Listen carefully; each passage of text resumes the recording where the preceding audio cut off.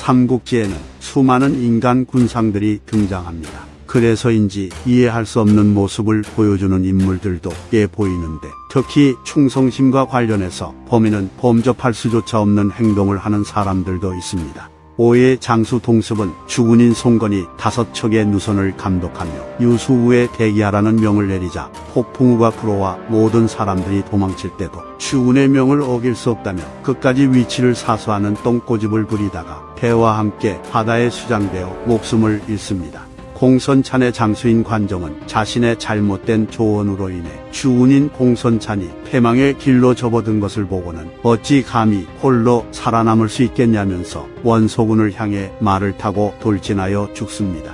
이외에 제갈량과 강유의 충성심도 잘 알려져 있지만 이들의 행보는 너무 유명하기에 따로 언급하지는 않겠습니다. 하지만 그 중에서도 가장 독보적으로 이해할 수 없는 충성심을 보여주는 인물이 있는데, 그가 바로 여포의 부하장수인 고순입니다. 그럼 지금부터 고순의 기록을 살펴보면서 그의 이해할 수 없는 충성심에 대해 알아보겠습니다.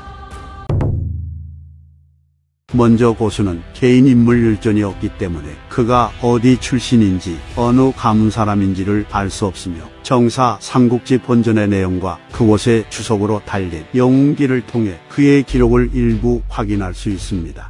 영웅기에 따르면 고순이 처음으로 기록에 등장한 시기는 항맹이 반란을 일으켰을 때입니다. 건안 원년 6월 여포의 부하인 항맹이 밤중에 반란을 일으켜 여포를 기습했는데, 여포는 이를 전혀 예상치 못했기 때문에 관을 쓰지 못한 맨머리에 급하게 옷을 입어 흐트러진 상태로 아내와 함께 뒷간의 벽을 밀어서 도망치는데 성공합니다. 그리고 여포는 누가 반란을 일으켰는지를 파악하지 못했기에 자신이 가장 신뢰하는 장수의 진영으로 몸을 피해야 했는데, 이때 여포의 선택은 고순의 진영으로 가는 것이었습니다. 따라서 고순은 여포가 가장 신이 많은 장수였다는 것을 알 수 있고, 그는 여포의 신임에 부응하듯 항맹의 반란을 곧바로 진압해버리는 위용을 보여줍니다. 건안 원년 6월은 여포가 원술과 싸우러 간 유비의 뒤통수를 쳐서 서주 지역을 점령한 시기였으므로 고순은 최소한 여포가 서주를 차지한 전후로 합류했을 가능성도 존재합니다. 그리고 고순은 함진영이라 칭해지는 부대를 거느렸는데, 그 부대의 숫자는 700명이었고 갑옷과 투구가 모두 잘 단련되고 정돈되어 있어서 매번 공격할 때마다 격파하지 못하는 것이 없었다고 하니 그는 최고의 정예 부대를 다스린 장수였습니다. 그런데 여포는 서주에 정착하기 전까지만 해도 장안에서 이각과 곽사에게 패배한 뒤 원술, 원소, 장양 등 여러 세력을 전전하며 떠돌아다녔기 때문에 제대로 된 갑옷과 투구를 갖출 수 있었을 리 만무하므로 고순은 여포가 떠돌아다니던 시기에는 그의 밑에 있지 않았을 가능성이 높습니다. 그래서 두 가지의 경우가 남는데, 하나는 고순이 장막 휘하에 있다가 여포에게 합류했을 가능성, 다른 하나는 고순이 유비에게 반란을 일으키고 여포를 옹립한 단양 출신일 가능성입니다. 고순이 장막의 부하 출신이라는 견해는 그가 장막 사후에 사실상 장막의 자녀 세력을 이끌었던 진궁과의 사이가 매우 나빴고, 앞서 항맹의 반란 때도 진궁은 원술과 손을 잡고 항맹의 반란을 사주했지만 고순은 직접 항맹의 반란을 진압하는 완전 정반대의 모습을 보여주기에 이는 가능성이 떨어져 보입니다. 고순이 단양 출신이라는 견해는 고순이 기록에 등장하는 시기가 여포가 서주를 차지한 이후라 단양 병들이 여포를 따르게 된 시기와 똑같고, 장비와 조표가 합의해서 다투게 되었을 때 여포가 왔다는 소식을 듣고 단양 병들이 기뻐했다는 기록이 있어 단양 출신들이 여포에게 호의적이었다는 것을 엿볼 수 있기 때문에 이 견해가 가장 가능성이 높아 보이기는 합니다. 그러나 이 견해도 여포가 항맹의 반란이 일어났을 당시 고순을 가장 신뢰했던 것으로 봤을 때 여포라는 인물이 자신의 밑으로 들어온 지 얼마 되지 않은 사람을 그렇게까지 신뢰했을 리가 없다는 생각이 들어 이 또한 의문이 남습니다. 이처럼 고순이 여포에게 합류한 시기는 명확한 기록이 없어 모든 것이 추측의 영역이기 때문에 뭐라고 딱 잘라 말할 수 없는 것 같습니다.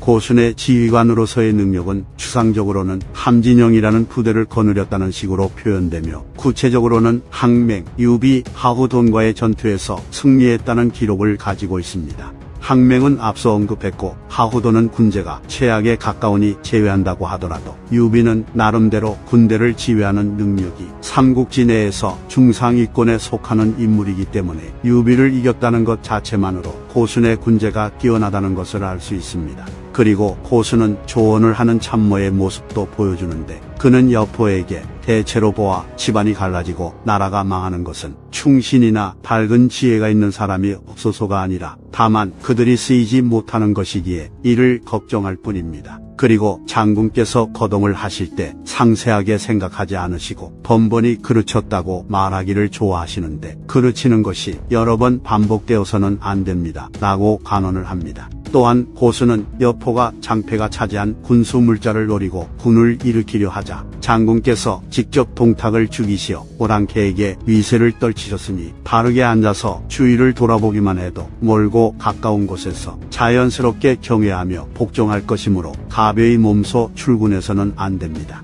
혹시라도 이기지 못한다면 적지 않은 명성이 훼손될 것입니다. 라고 조언을 했는데 여포는 고순의 말을 따르지 않고 장패를 공격했다가 아무런 이득도 보지 못합니다. 이를 봤을 때 고순은 묵묵모두의 재능을 갖춘 만능형 장수로 위나라의 만총 전예와 비슷한 느낌을 주는 것 같습니다.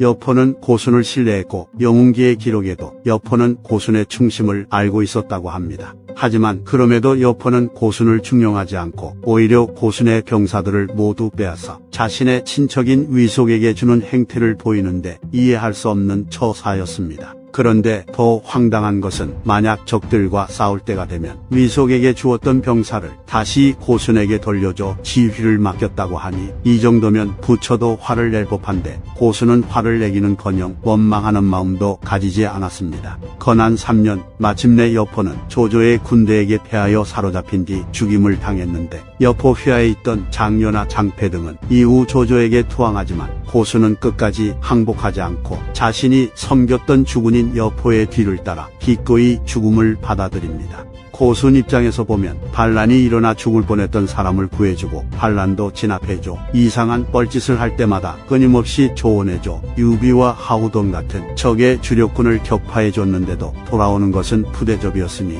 나 같으면 진작에 반란을 일으켜도 일으켰고 조조에게 패했을 때 곧바로 항복했을 것입니다.